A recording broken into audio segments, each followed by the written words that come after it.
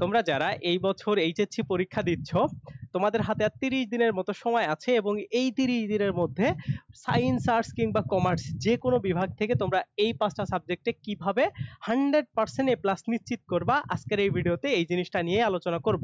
এবং একটা বিষয় তুমি খেয়াল করবা, এখন যেহেতু তোমাদের হাতে অত বেশি সময় নেই, তার মানে তোমাকে একটা রিভিশন স্টাইলে কমপ্লিট কামব্যাক প্রিপারেশন দিয়ে এই 5টা সাবজেক্টে এ প্লাস আনতে হবে। এবং এইটার জন্য কিভাবে পড়বা, আজকের এই ভিডিওতে আমরা এই জিনিসটা নিয়েই কথা বলবো। তো দেখো কিভাবে আসলে তোমরা রিভিশনটা করবা। কেন এখন রিভিশনের কথা বলতেছি, কারণ আমাদের হাতে এত বেশি সময় নেই যে আমরা একদম ধরে ধরে ধরে ধরে ধরে ধরে একদম শুরু থেকে শেষ পর্যন্ত এরকম করে পড়বো। আর তোমরাও এমন অবস্থায় নাই যে তোমরা একদমই পড়া শুরুই করো নাই। তো তোমরা যারা পড়ছো এবং সেই পড়াগুলাকে এখন গোছায় নিবা কিভাবে, এই জিনিসটাই আমরা দেখার ট্রাই করব। তো আমাদের কয়েকটা স্টেপ ফলো করতে হবে, ঠিক আছে? তো স্টেপ 1 এর মধ্যে যে বিষয়টা সব থেকে বেশি ইম্পর্টেন্ট, আমাদের প্রথমত সাবজেক্টগুলোকে একটা নির্দিষ্ট সাইকেলে ঘুরায়া ঘুরায়া পড়াশোনা করতে হবে।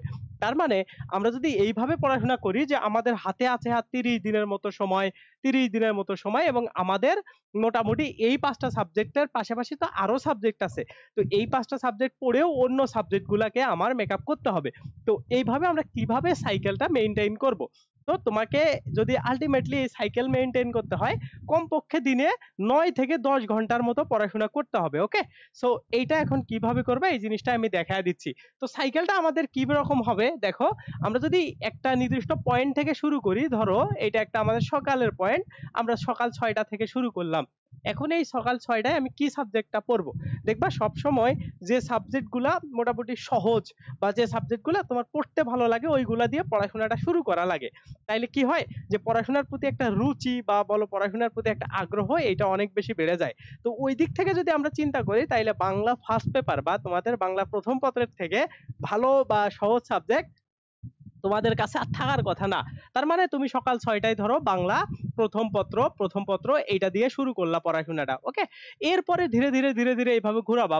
6টা থেকে বাংলা প্রথম পত্র পড়লা, তারপরে ধরো তুমি বাংলা ব্যাকরণটাকে ব্যাকরণের কিছু প্রশ্ন বিগত সালে যেগুলো আসে সেইগুলা মানে মুখস্থ করলা। এরপরে ধরো তুমি ইংরেজি ফার্স্ট পার্টটাকে একটু দেখলা, কারণ ইংরেজি ফার্স্ট পার্টের তো তোমাদেরকে আমি একটা ভিডিওতে বলেই দিছি কিভাবে পড়লে তুমি একদম 85 থেকে 90 এর মতো মার্ক পাবা। তুমি চাইলে এই ভিডিওর শেষে ওই ভিডিওটা দেয়া থাকবে, তুমি দেখে নিতে পারো। তো ওইভাবে ওই জিনিসগুলাকে তুমি সুন্দর করে দেখবা। এরপরে তুমি গ্রামেটিক্যাল যে ব্যাপারগুলো আছে ওইগুলাকে খুবই ভালো করে প্র্যাকটিস করবা, এবং তোমার এই ইংরেজির জন্য যে মুখস্থ পার্টগুলো আছে এই মুখস্থ পার্টগুলার বা মেমোরাইজিং পার্টগুলার অংশগুলাকেও একটু একটু করে তুমি সাইকেল অনুসারে ঘোরাবা। এইটা হচ্ছে তোমাদের ডেইলি রুটিন। ধরো বাংলা ইংরেজি এইভাবে মাঝে মধ্যে তুমি আইসিডিও করবা। এইরকম করে করে তোমরা একটা নির্দিষ্ট টাইম, ধরো তুমি দিনে 8 থেকে 9 ঘন্টা বা 8 থেকে 10 ঘন্টা পড়াশোনা করতেছো, তার মধ্যে অর্ধেক টাইম ধরো 4 থেকে 5 ঘন্টা টাইম তুমি এই সাবজেক্টগুলোকে দিবা। এইরকম তুমি তোমার হাতে যদি স্পেসিফিক 30 দিন সময় থাকে, তুমি চেষ্টা করবা যে 20 দিনের মধ্যে সবকিছু কমপ্লিট করার। তাইলে তোমার একটা মানে এক্সট্রা ফ্যাসিলিটিস থাকবে যে তুমি এটাকে আবার রিভিশন করতে পারবা। সো এইভাবে তুমি ডেইলি প্ল্যানটা করবা। মানে প্রথমের দিকে প্রথম 20 দিনের মতো তুমি এইভাবে প্রথমে বাংলা, তারপরে ধরো তুমি ব্যাকরণ পড়লা, ইংরেজি প্রথম, ইংরেজি দ্বিতীয়, তারপরে আইসিডি, এইভাবে সাবজেক্টগুলোকে প্রতিদিন প্রতিদিন ঘুরাবা। তো এইটা আসলে কিভাবে ইফেক্টিভ করা যায় বা তোমার আসলে কিভাবে পড়া উচিত। তো প্রথমত দেখো আমি সাজেস্ট করব যে প্রথমেই তোমরা বোর্ড বইগুলোকে অন্তত একবার শেষ করো। তার মানে প্রথমবার একবার তুমি হচ্ছে এই 30 দিনের মধ্যে শেষ করো। তুমি আগে যতবারই পড়ো না কেন, তাইলে কি হবে, বোর্ড বইয়ের কনসেপ্ট যখন তোমার প্রথম 20 দিনের মধ্যে ক্লিয়ার হবে, তারপরে তুমি দৈনিক একটা করে, হ্যাঁ মানে দৈনিক একটা বলতে কি, প্রতিদিন তুমি একটা করে সাবজেক্ট কি করবা, রিভাইজ করবা অন্য স্টাইলে। ধরো তুমি প্রথম 20 দিন এইরকম করে একটা সাইকেল অনুসারে এই 5টা সাবজেক্ট শেষ করছো। এখন তোমার প্রতিদিন মনে করো এরকম প্রতিদিন, ধরো আজকে হচ্ছে ধরো আমি ধরে নিলাম যে নেক্সট মান্থের আজকে হইলো 5 তারিখ। ওকে, সো এই 5 তারিখে আমি কি পড়বো, শুধু বাংলা প্রথম পত্র কি পড়বো আমরা হচ্ছে গদ্যগুলা পড়বো।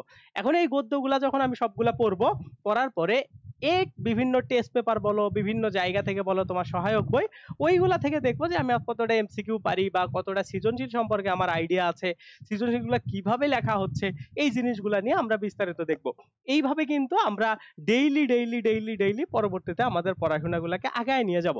তাইলে কি হবে, একটা সিকোয়েন্স মেইনটেইন করার কারণে তুমি প্রথমবার সবগুলো শেষ করলে, একটা কনফিডেন্স থাকলো। তারপরে বিভিন্ন টেস্ট পেপার থেকে যখন দেখবা তখন আরো ভালো যে প্রবলেমগুলো থাকবে সেগুলো আইডেন্টিফাই করে তুমি পড়াশোনা আগায় নিতে পারবা। এইভাবে রেগুলারলি বাংলা, ইংরেজি এবং আইসিটি সব সাবজেক্টগুলোকে তুমি ডে বাই ডে ধরো তুমি বাংলা 2 দিন টাইম নিলা, 5-6 তারিখ, 7-8 তারিখ ধরো তুমি ইংরেজি, বা 3 দিন ধরো ইংরেজি নিলা, 10 তারিখ ধরো তুমি হচ্ছে আইসিডি নিলা, বা 10-11 আইসিডি নিলা। এইভাবে কিন্তু তোমার পড়াশোনাগুলো হবে। তাইলে দেখো প্রথমবার তোমার কিন্তু একটা সাইকেল মেইনটেইন করার কারণে ডেইলি 20 দিনে তোমার এ টু জেড পড়া হয়ে যাচ্ছে। তারপরে প্রতিদিন বা 2-3 দিন টাইম নিয়ে তোমরা একটা করে সাবজেক্ট পড়বা। ধরো 3টা সাবজেক্ট, এখানে 3টার 5টা পার্ট, 5টা পার্টে ধরো তোমার টাইম লাগলো 7 দিন। ওই 7 দিনে বাকি সবগুলো সাবজেক্ট কভার করবা। এইভাবে তোমরা একটা মানে সিকোয়েন্স মেইনটেইন করবে। এবং অবভিয়াসলি তোমরা চাইলে ওই যখন তোমার গ্রুপ সাবজেক্টগুলো পড়া থাকবে তখন তো অবভিয়াসলি ওগুলাকেও তোমার দেখতে হবে। বাট এইটার জন্য যেহেতু আমরা স্পেসিফিক প্ল্যান করতেছি, এজন্য তোমাকে আমি বললাম ধরো তুমি এখন গ্রুপ সাবজেক্ট গুলোর সাথে এগুলা কিভাবে কম্বিনেশন করবা। এই যে তুমি এইখানে যে সাইকেলটা মেইনটেইন করতেছো এই 5টার জন্য, এই 5টার মধ্যে তো তোমার ওই সাবজেক্ট গুলাও থাকতেছে, তার মানে ওগুলাও তোমার একবার করে শেষ হচ্ছে।